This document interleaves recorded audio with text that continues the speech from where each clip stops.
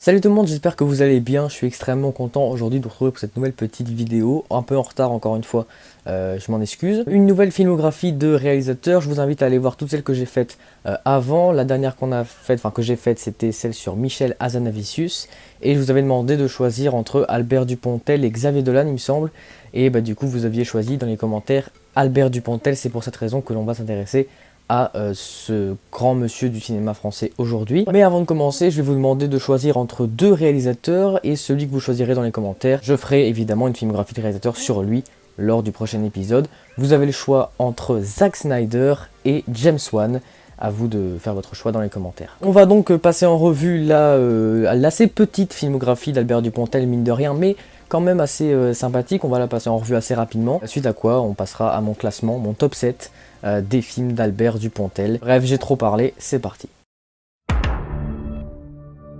Après avoir déjà prêté ses talents de comédien dans 6 films de 1988 à 1996, c'est dans cette même année qu'Albert Dupontel décide d'entamer sa carrière de réalisateur sans pour autant mettre un terme à son métier d'acteur. En effet, il y a 25 ans, Dupontel réalise son premier long métrage qu'il nomme Bernie, dans lequel il interprète également le rôle principal. On y suit l'aventure d'un garçon névrosé du nom de Bernie Noël, joué par Albert Dupontel, âgé de 30 ans lorsqu'il quitte enfin l'orphelinat. Cela étant fait, le seul et unique objectif de Bernie est on ne peut plus simple, retrouver ses parents. Le premier film d'Albert Dupontel n'est pas trop mal accueilli par la critique à l'époque, ce qui poussera ce dernier à en réaliser un deuxième. 3 ans plus tard, en 1999, sort donc son deuxième film nommé Le Créateur. Dupontel y incarne encore le rôle principal, cette fois celui de Darius, un dramaturge. Plusieurs mois après avoir promis à un producteur de théâtre de lui écrire une pièce, Darius se rend compte que cette dernière est sur le point de commencer.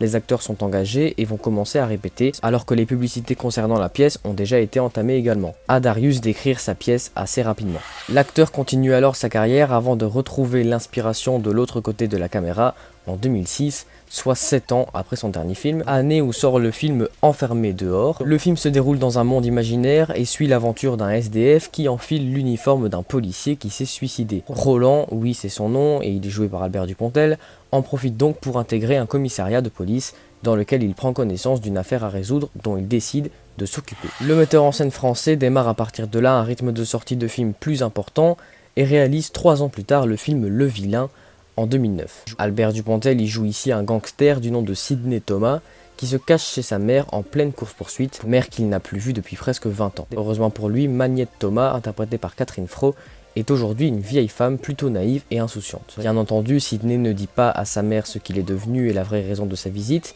mais blessé par balle, il se doit de prolonger son séjour. 4 ans après cela, Dupontel se lance dans la mise en scène d'une comédie policière nommée 9 mois ferme, dans laquelle il ne jouera cette fois pas le rôle principal. En effet, 9 mois ferme raconte la mésaventure de la juge Ariane Felder, jouée par Sandrine Kiberlin, une femme célibataire qui découvre 6 mois après avoir participé à une soirée arrosée qu'elle est enceinte. Après avoir enquêté, Ariane fait également la poignante découverte de l'identité du père de l'enfant, le criminel Robert Nolan, également appelé Bob Nolan, incarné par Albert Dupontel, un cambrioleur soupçonné d'avoir découpé les membres d'un vieillard et de lui avoir dévoré les yeux. Depuis 1996 et la sortie de Bernie, on a clairement pu constater une nette amélioration du sérieux et de la qualité des films de Dupontel, et ce n'est pas son 6e et avant-dernier film, Au revoir là-haut, sorti en salle en 2017, qui pourra nous contredire. Cette comédie dramatique, adaptation du roman éponyme, suit le témoignage d'Albert Maillard, interprété par Albert Dupontel, qui raconte à un officier sa participation à la Première Guerre mondiale. Pendant cette dernière, Maillard fait la rencontre du jeune Édouard Péricourt, joué par Nahuel Pérez Biscayar,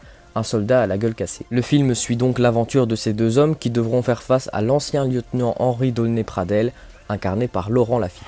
Au revoir là-haut est considéré comme un chef-d'œuvre par la France entière et Albert Dupontel a enfin le droit à une reconnaissance internationale pour son travail. S'en servira-t-il pour faire carrière à Hollywood? Eh bien, pas encore, car son 7e et pour l'instant dernier film, Adieu les cons, sorti en 2020 et ressorti en 2021 à cause de la Covid, est à 100% français. On y suit l'aventure de Suze Trappé, jouée par Virginie Efira, une femme de 43 ans qui, après avoir découvert qu'elle était gravement malade, décide d'enfin trouver l'enfant qu'elle a abandonné à la naissance. Pour ce faire, elle propose de l'aide à JB, interprété par Albert Dupontel, un homme en plein burn-out recherché par la police pour avoir tiré sur quelqu'un. Voilà, on a passé en revue sa filmographie. Alors je vous avoue, c'est pas de toutes les filmographies que j'ai abordées sur la chaîne dans les filmographies de réalisateurs, c'est pas ma préf, hein, c'est pas ma favorite, c'est pas celle qui m'émerveille le plus, mais quand même, j'apprécie beaucoup ce personnage qui est Albert Dupontel. Comme voilà, je l'ai mis dans la miniature que c'était un passionné passionnant.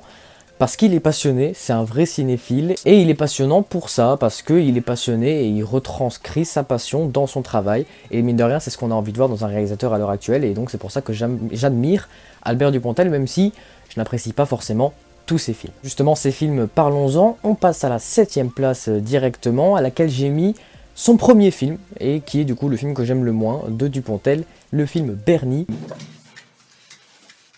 Excusez-moi.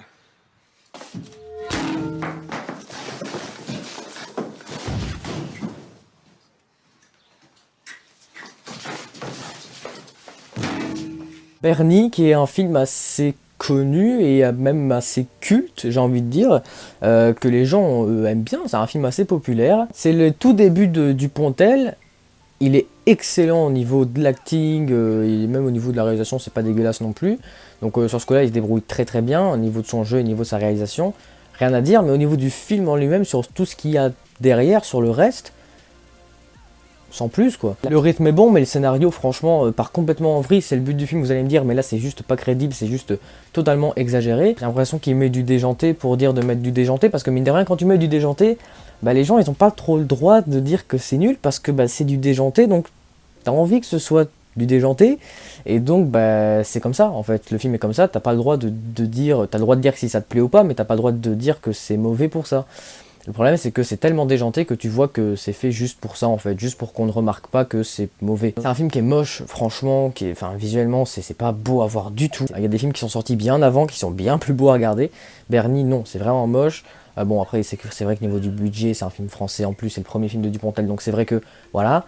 Mais quand même, c'est vraiment moche, c'est pas beau à regarder, franchement, c'est catastrophe à ce niveau-là. On passe à la 6ème place, et à la 6ème place, eh bien, on va parler de son deuxième film. Vous avez remarqué que j'aime pas trop le Dupontel d'avant, je préfère celui de maintenant. Et oui, à la 6ème place, j'ai mis le film Le Créateur. L'ensemble du personnel me demande de vous dire qu'il n'y aura pas de représentation ce soir, parce que j'ai oublié d'écrire la pièce. Le Créateur, là encore, on dirait à première vue une histoire assez normale, un dramaturge qui oublie d'écrire une pièce et qui doit l'écrire au plus vite parce que ben voilà, la pièce est en train de se faire entre guillemets, elle va bientôt commencer.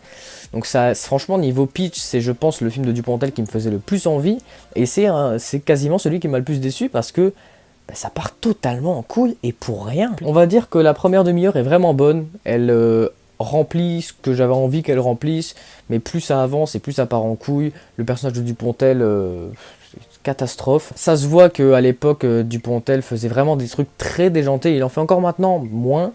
Maintenant j'ai l'impression qu'il s'est un peu calmé, qu'il fait des trucs un peu plus smooth. Et là ça l'est beaucoup trop, encore une fois, c'est pas du tout crédible. Il me semble qu'il tue un chat pour reprendre de l'inspiration, il en tue plusieurs même, tu sais pas pourquoi, à la fin il pète complètement un câble, il est en armure, c'est n'importe quoi. Même niveau des acteurs, c'est pas tout ça. Claude Perron, ouais, sans plus. Dupontel, c'est loin d'être sa meilleure performance. Et Nicolas Marié, insupportable. J'aime bien cet acteur d'habitude, mais là, insupportable. Une caricature de lui-même, une exagération dans le jeu, un surjeu constant. C'est horrible à voir. Les personnages, t'en as rien à foutre. Non, franchement, c'est un film comme Bernie qui est mauvais. Du moins que je trouve mauvais. J'ai vraiment pas aimé ce film. Et ouais, non, franchement, j'ai été très déçu parce que c'était vraiment un film que j'attendais de voir, qui me faisait vraiment envie. Heureusement que la réalisation d'Albert Dupontel est bonne, comme d'hab, mais franchement, sans ça, le film est vraiment acheté à la poubelle. À la 5ème place, là c'est pas son 3ème film, il me semble que c'est son 4ème, et c'est un film que là j'ai un peu plus aimé quand même, mais c'est pas encore tout ça, mais franchement j'ai quand même passé un bon moment, sans plus, mais quand même un bon moment devant. C'est le film Le Vilain. Doucement, madame, doucement. Une grosse pack. Doucement, il doit y avoir une erreur. Mon Dieu, Sid, qu'as-tu fait? Le Vilain, une petite comédie assez marrante, assez mignonne, j'ai envie de dire.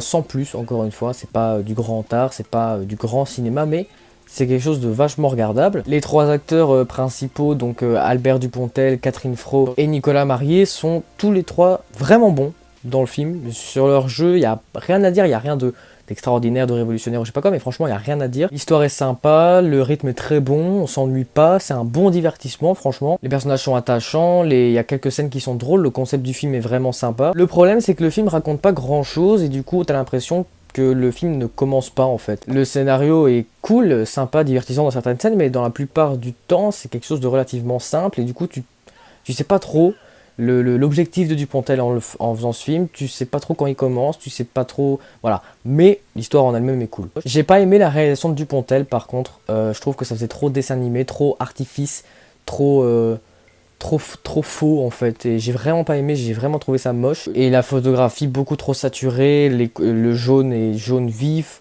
le rouge champ, le bleu azur, enfin c'est horrible, c'est vraiment pas beau. Mais dans l'ensemble, je vous conseille quand même ce film, c'est loin d'être son meilleur, mais c'est pas son pire. À la 4e place, un film bien plus récent, pas son dernier, pas son avant-dernier, mais celui d'avant, qui est sorti il me semble en 2013. C'est la comédie, le film 9 mois ferme. Maintenant, vous le dites, c'est pas impossible. Voir, c'est pas si bête. Parce que si ça se trouve, j'ai pensé à ma mère. Et ma mère, elle zozotait. Elle disait pas ce soir on mange des œufs, mais ce soir on va manger des yeux. Alors si ça se trouve, j'ai pensé à ma mère et crac, j'ai bouffé des yeux. C'est avec ce film que je me suis dit, en fait, Dupontel a vraiment quelque chose à raconter dans le cinéma et c'est vraiment quelqu'un qu'il faut prendre au sérieux. Une sublime réalisation, il y a des effets visuels dans le film, c'est vraiment très cool, il y a des plans séquences, enfin des faux plans séquences. Si on enlève Sandrine Kiberlin, qui est catastrophique dans le film, tous les acteurs sont bons.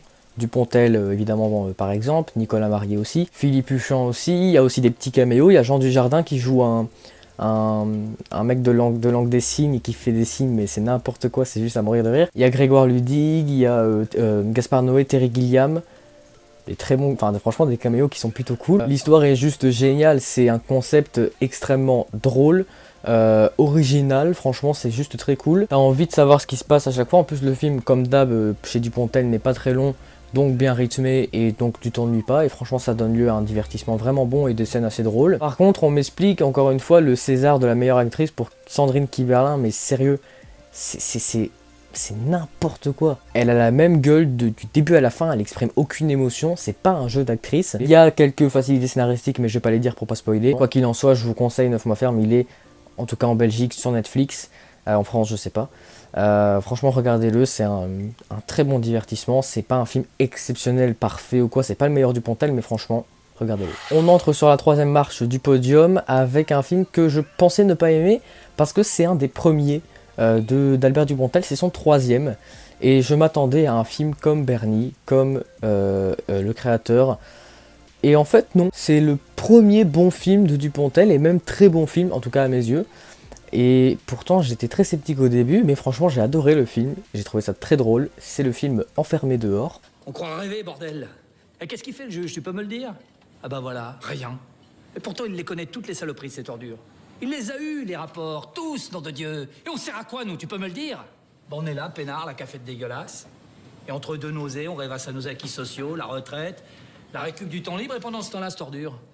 Délit d'initié, abus de biens sociaux, trafic d'influence, corruption, blanchiment d'argent. C'est une histoire terriblement débile, mais que j'ai adoré, c'est hilarant. Le personnage de Dupontel est juste super drôle du début à la fin, l'histoire l'est également. Il y a énormément de scènes dans lesquelles Roland, donc Albert Dupontel, qui est un SDF et qui n'est pas du tout fait pour être policier, ça donne lieu à des scènes super drôles. Pour une fois, le scénario est réfléchi, il n'y a pas que du déjanté comme dans ces deux premiers films, là il y a enfin quelque chose de plus profond et de plus intéressant je trouve. Enfin quelque chose de drôle parce que Bernier le créateur c'est pas drôle du tout. Albert Dupontel et Claude Perron sont tous les deux très bons. Dupontel derrière la caméra est également excellent, une très bonne mise en scène, épileptique, très dynamique, avec de la musique dynamique aussi, ça donne quelque chose de vraiment sympa à voir. Le plus gros défaut que j'ai trouvé dans le film c'est les personnages que je trouve vraiment nuls, pas du tout développés, pas du tout intéressants, pas vraiment attachants à part Roland. Le reste franchement c'est nul. Le personnage de Claude Perron, non. Le personnage de Nicolas Marié, non. Les autres, non. Franchement non. Pour le reste je vous conseille le film, il est vraiment très bon, très drôle. Je m'attendais vraiment pas du tout à ça. À la 2e place, j'ai longtemps cru que ce film allait être premier du classement, mais après j'ai vu un autre film de Dupontel qui lui du coup est arrivé premier. Mais quand même, le film que j'ai mis à la 2e place est juste une pépite du cinéma français qu'il faut absolument regarder. Les deux films dont je vais parler sont deux des meilleurs films du cinéma français de la décennie. Parce qu'ils créent vraiment quelque chose de très intéressant. C'est pas que des comédies pourries ou des films d'auteurs chiants comme on a l'habitude de voir en France. C'est vraiment des très bons films. En deuxième place, j'ai mis l'avant-dernier film de Albert Dupontel, Au revoir là-haut. Pour avoir déclenché la guerre, pour ne pas l'avoir empêchée, pour avoir aimé la faire, vous êtes tous condamnés à mort. Je m'attendais à un bon film et je me suis pris une putain de claque. L'histoire est juste extraordinaire. J'ai pas lu le livre, c'est adapté d'un livre qui a eu un prix. Je m'y connais pas du tout en littérature, c'est un prix qui est assez prestigieux mais dont j'ai oublié le nom. J'ai pas lu donc je peux pas juger l'adaptation en elle-même, mais l'histoire en soi, c'est extraordinaire. L'intrigue est cool, ce qui se passe dans le film c'est super divertissant. Le méchant joué par Laurent Lafitte, il est génial aussi. Une sublime réalisation de Dupontel encore une fois.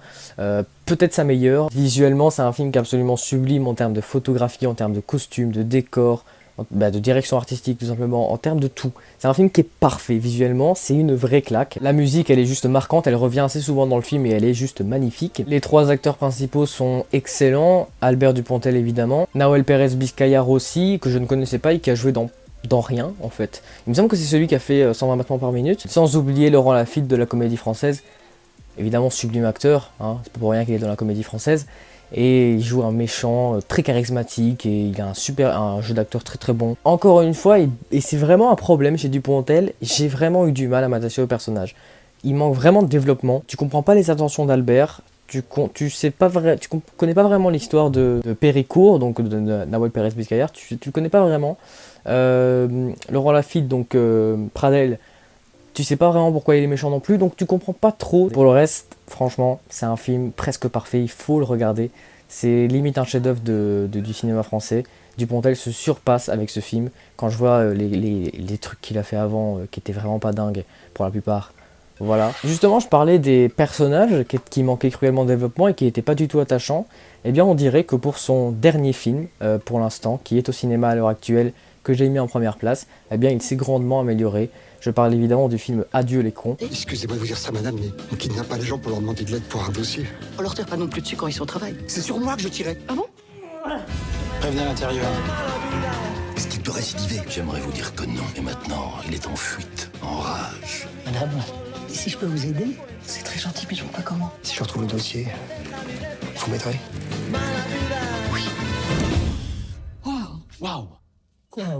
J'ai été voir ce film au cinéma et comme pour Au revoir là-haut, je m'attendais à un bon film et je me suis pris une claque. Le film a quand même gagné 7 Césars, dont meilleur réalisateur, meilleur acteur secondaire, meilleur film aussi. Quoi qu'il en soit, il mérite toutes ces statuettes. Ça c'est sûr et certain, surtout celle du meilleur réalisateur, parce que franchement, Dupontel fait un travail absolument monumental. Franchement, niveau réalisation, peut-être ça ne vaut pas celle de Au revoir là-haut, mais presque. Il y a quand même des plans qui sont très agréables à regarder. Je me souviens d'avoir vu, quand c'est après que Albert c'est le nom de l'acteur, après que JB ait raté sa tentative de suicide, on voit un mec qui téléphone à un autre mec, la caméra tourne, ça change de visage, elle retourne, ça rechange de visage et on voit plein de personnes téléphoner et tout, et ça donne, c'est très original. Il y a aussi un plan qui va bientôt devenir culte, le plan de l'escalier, où la caméra tourne avec l'escalier, avec Nicolas Marié et Virginie Fira quand ils montent. Il y a aussi le plan sur le rétroviseur,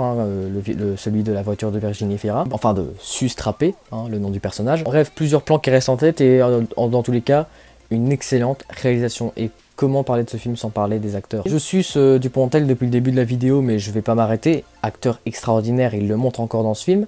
Virginie Fira, je suis pas fan de cette actrice d'habitude, pas spécialement, je trouve que c'est une actrice basique, mais là franchement elle fait un super taf. Et Nicolas Marié, magistral. C'est pas pour rien qu'il a gagné son César, il le mérite amplement. Il joue un aveugle très débile, très déjanté, mais super drôle. Il s'éclate en le faisant, ça se voit, il se donne à fond. Et il mérite son César, et il est vraiment exceptionnel dans le film. Ils incarnent tous les trois des personnages attachants, hauts en couleur, qui ont leur utilité dans l'intrigue, bref, des bons personnages. Enfin!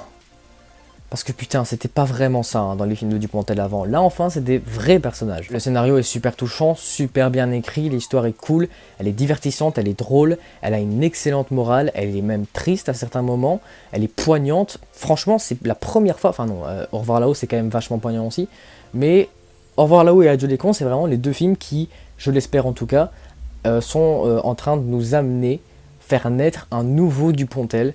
Parce que franchement, si Dupontel continue sur sa lancée après Au revoir là-haut et Adieu les cons, je suis comblé. Parce que franchement, C'est des films totalement différents de ce qu'il avait eu l'habitude de faire avant, et c'est bien meilleur. En plus, la fin du film, le dernier plan, la dernière scène, je m'y attendais pas du tout, et c'est une vraie claque. C'est vraiment dans cette scène-là que je me suis dit, en fait oui, ce film est une vraie claque. Franchement, la fin, ça te donne un électrochoc, enfin c'est un truc de fou. Pour le reste, voilà, c'est très beau, photographie, décor, costume, c'est magnifique. Un film magnifique à voir, autant visuellement que au niveau du scénario, que au niveau de la musique, des acteurs. Bref, un film génial. Il y a des facilités scénaristiques, mais franchement, on s'en bat presque les couilles. Franchement, je les ai quand même relevées, mais je vais pas les dire pour pas spoiler parce qu'elles spoilent. Il y a des facilités scénaristiques évidemment, mais franchement, c'est un film qu'il faut voir. Il est au cinéma encore à l'heure actuelle. N'hésitez pas à aller le voir. En plus, les cinémas ont réouvert il n'y a pas longtemps, donc n'hésitez pas à vous payer une place. Et voilà, franchement, que dire de plus? Franchement, c'est un film excellent. C'est son meilleur. Pour moi, c'est vraiment son meilleur. Et voilà, franchement, n'hésitez pas à regarder ce film. Donc voilà les gars, c'est déjà la fin de cette vidéo. J'espère qu'elle vous aura plu. Si c'est le cas, n'hésitez pas à mettre un pouce en l'air et vous abonner à la chaîne. Bref, vous connaissez la chanson. On se retrouve vendredi prochain pour un nouveau top. D'ici là, je vous dis à très bientôt. Salut!